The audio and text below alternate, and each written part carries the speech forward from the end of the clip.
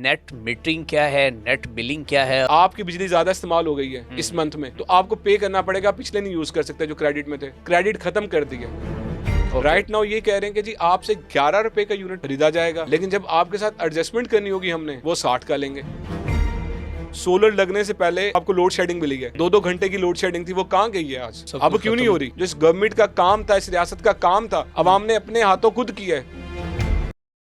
Net metering क्या है, net billing क्या है, और हुकूमत नेट मीटरिंग खत्म करके नेट बिलिंग क्यों लाना चाहती है? सर, नेट मीटरिंग बेसिकली ये है कि मिसाल के तौर पे आप घर में बिजली इस्तेमाल करते हैं, आपका सोलर प्रोडक्शन दे रहा है मंथली 1000 यूनिट, आपने 500 से 600 यूनिट इस्तेमाल किया, बाकी 400 आपने एक्सपोर्ट कर दिया। बिल्कुल ऐसे आपकी पहले होती थी ऑफ पीक के जो यूनिट्स होते थे डे टाइम के, या आप कह लें कि मॉर्निंग आवर्स के जो यूनिट होते हैं वो पीक आवर्स नहीं होते, वो ऑफ पीक होते हैं। उनके साथ करे थे यूनिट से यूनिट एडजस्टमेंट, जितना आपने बाबडा से लिया, जितना सोलर ने दिया वो बराबर हो गया। पीक आवर्स की एडजस्टमेंट आप कह लें कि 2.5 यूनिट दे के आपने 1 यूनिट, तो वो यूनिट की एडजस्टमेंट इस तरह से थी कि वो आपको समझे कि 30 रुपए का यूनिट आपको एक्सचेंज रेट के साथ पड़ रहा था। राइट नाउ क्या हो रहा है, वो ये कर रहे हैं आपके साथ कि आपने जितनी बिजली इस्तेमाल की एक्स्ट्रा अगर आपने दी है तो आपका प्लस माइनस करके 0 बिल करके आपसे कोई चार्जेस नहीं ले रहे। और अगर आपकी बिजली ज्यादा इस्तेमाल हो गई है इस मंथ में, तो आपको पे करना पड़ेगा। पिछले नहीं यूज कर सकते जो क्रेडिट में थे, क्रेडिट खत्म कर दिया। ओके, ये अभी हो रहा है, मतलब ये नेट बिलिंग आ रही है अभी उसी की तरफ लेके जा रहे हैं ना। अच्छा, पहले तो यूं भी होता था कि कोई ऐसे भी मतलब लोग थे कि वो अपनी बिजली बचा रहे थे और वो गवर्नमेंट से ले रहे थे पैसे, ऐसे थे, मतलब उनको यूनिट सेल कर रहे थे। जी, स्टार्टिंग में अच्छा, कितने का तब यूनिट सेल हो रहा था? देखें, उसको यूनिट टू यूनिट एडजस्टमेंट कहेंगे आप, या 27 से 30 रुपए का आप कह लें। राइट नाउ ये कह रहे हैं कि जी आपसे 11 रुपए का यूनिट खरीदा जाएगा, लेकिन जब आपके साथ एडजस्टमेंट करनी होगी हमने, जो इजाफी आप हमसे लेंगे वो 60 का लेंगे।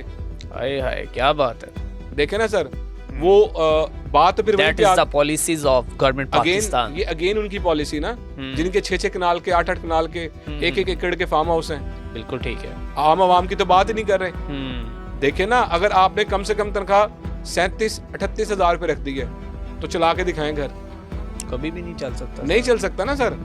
उनका बुनियादी चीज, उन खाने पीने, रोटी कपड़ा मकान के साथ साथ बिजली भी है। आप बिजली को तंग कर रहे हैं। इंटरनेशनल हम लोग ट्रैवल करते हैं, हम कहीं पे भी जाते हैं ना, अगर हम शॉपिंग करने जाते हैं, हमें वहां पे क्या नजर आएगा? जितना भी गारमेंट्स है, made in India, made in Bangladesh.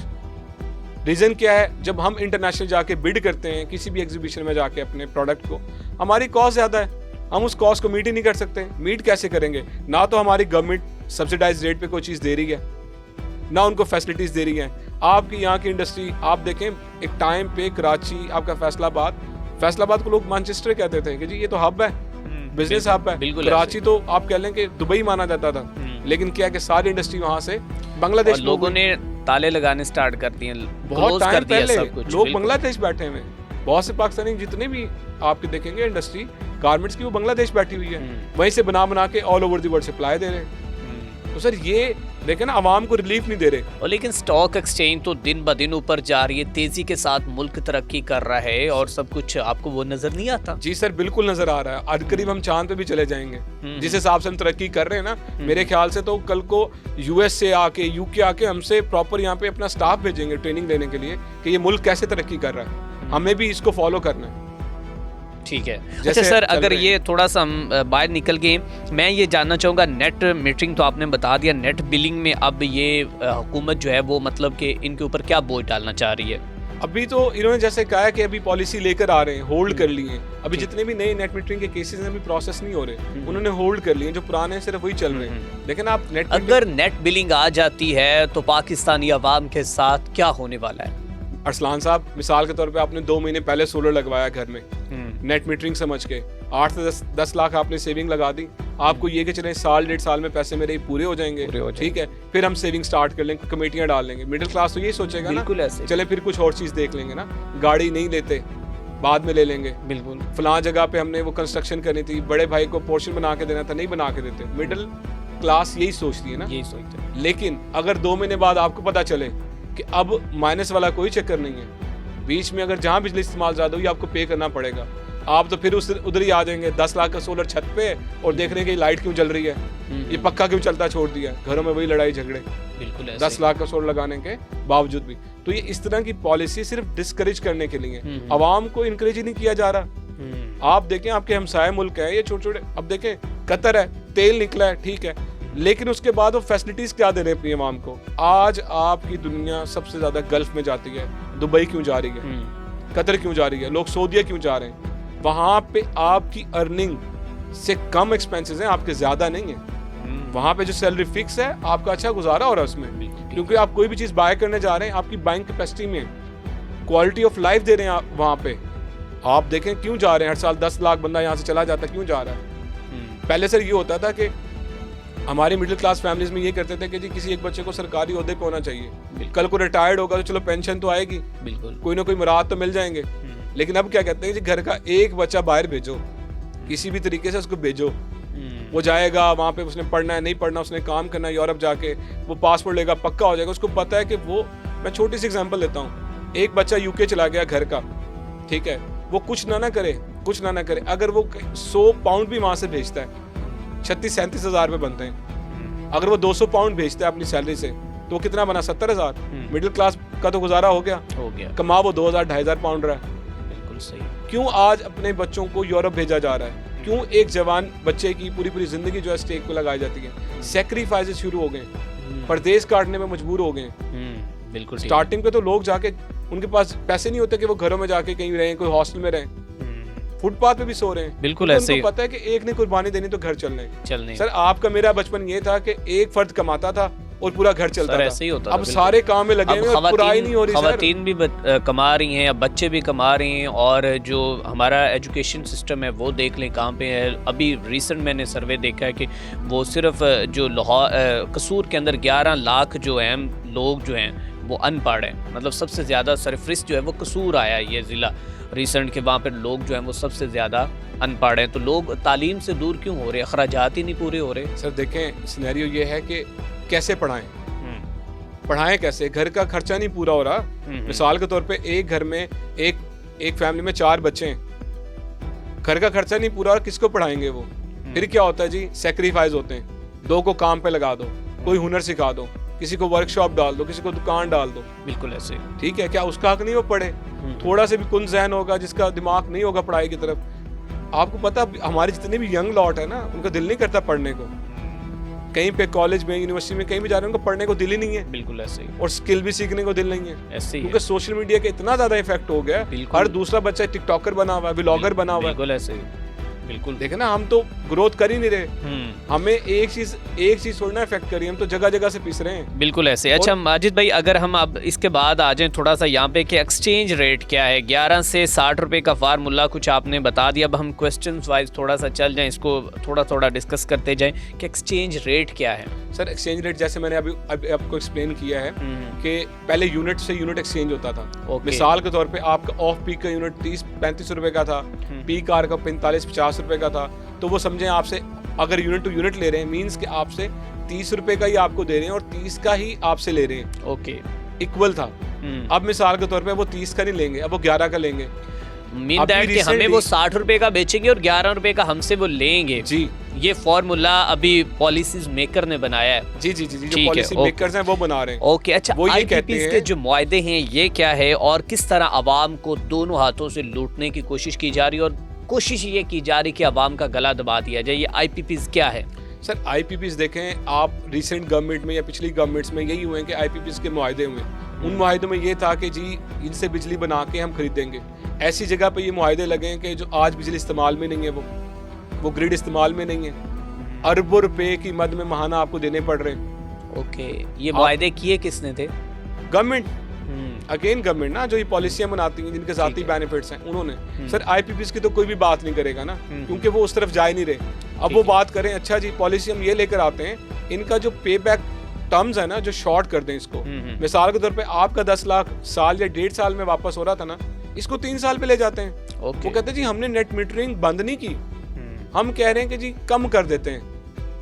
आवाम को करते ना तंग, उसको तो नहीं छेड़ सकते। आईपीपीज वाला तो जरा तगड़ा है ना, आवाम को छेड़ते हैं। ये तो बेचारे आदी हैं। हम आटा बंद कर देते तो लाइनों में लग जाते हैं, चीनी बंद करेंगे तो 2-2 किलो का पैकेट लेने की लाइनों में लग जाएंगे। इनको आदत है लाइनों में लगने की, और इनके पास टाइम नहीं है क्योंकि हमने इनको बिजी रखा हुआ है। दुनिया की मसरूफ तरीन कौम है पाकिस्तानी, कमाने में लगे हुए हैं, क्योंकि पुराई नहीं पड़ रही, गुजारा नहीं हो रहा, काम नहीं करेंगे तो खाएं कहाँ से, एहतजाज में जाएंगे या कमाएंगे। आज आप कोई धरना कर ले, कोई नहीं इकट्ठा होता, कोई भी नहीं होगा ऐसे ही। सर टाइम ही नहीं है, इतना मसरूफ कर दिया ना हमें, हमारे पास टाइम नहीं है फजूल चीजों के लिए। फजूल चीजें हो जाएंगी ना सर, आपके लिए बात करेंगे, फजूल काम है। ठीक है ना। ओके, अच्छा सर, इसके बाद हम बात करेंगे कि जो ये नया इन्होंने ड्रामा रिसेंट रचाया और इसके ऊपर वज़ीर तवानाई बड़ा बबांगे दोहल आके बात करते हैं और बड़ी मतलब कि उनको ज़रा भी मेरे ख़्याल में शर्मिंदगी महसूस नहीं होती। और ऐसे तो पॉलिसीज़ मेकर को डूब के मर जाना चाहिए कि आपने गरीब शख्स के घर की जो रोटी, उसका चूल्हा भी आप लोगों की वजह से ठंडा है।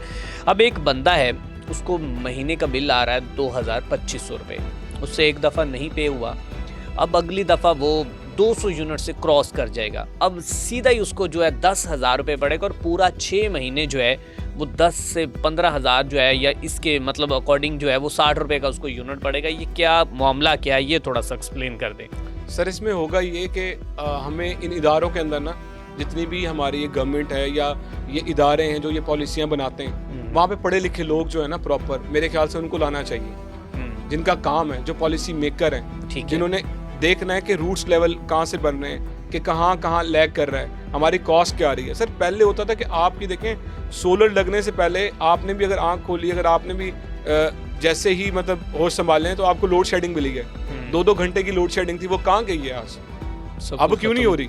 क्या हम इतनी तरक्की करेंगे? जी कर गए हैं। इसी अवाम ने अपने पैसों से सोलर लगा के अपनी बिजली का मसला, जो इस गवर्नमेंट का काम था, इस रियासत का काम था, अवाम ने अपने हाथों खुद किया है।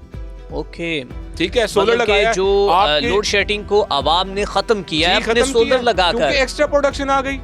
पहले आपके शॉर्टफॉल हो रहे थे ना, बिल्कुल आपके वोल्टेज खराब होते थे, चीजें होती थी। आज इतनी बिजली आपके पास कि आप अगर यही सारे सोलर पे सब्सिडाइज कर दें और हर घर पे सोलर, आप तो अब हमसाया मुल्कों को बिजली बेचना शुरू कर दें जहाँ पे नहीं है।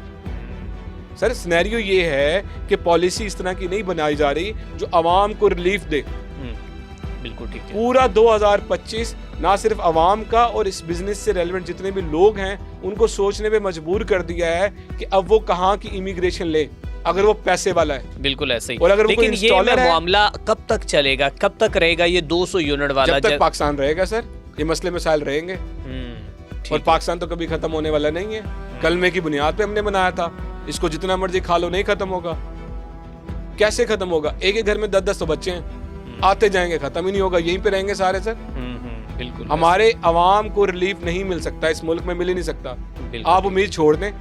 अब आपने करना ये है कि आपने अपना, अगर पासपोर्ट नहीं बना तो पासपोर्ट बनवाएं, कोई स्किल सीखें, ऑनलाइन बैठ के देखें, कोई आर्ट्स का कोर्स करें, कुछ करके निकल जाएं बाहर, या छोटे भाई को तैयार करें, कोई जमा पूंजी लगाएं एक बच्चे पे। हालात ऐसे ही। अच्छा माजिद साहब ये बताएं कि AMI क्या है? कोई ये भी गवर्नमेंट का सुना है कि कुछ डिजिटल मीटर्स आ रहे हैं, तो क्या इसके हवाले से गवर्नमेंट की क्या सर? ये भी हम सुनते रहे हैं।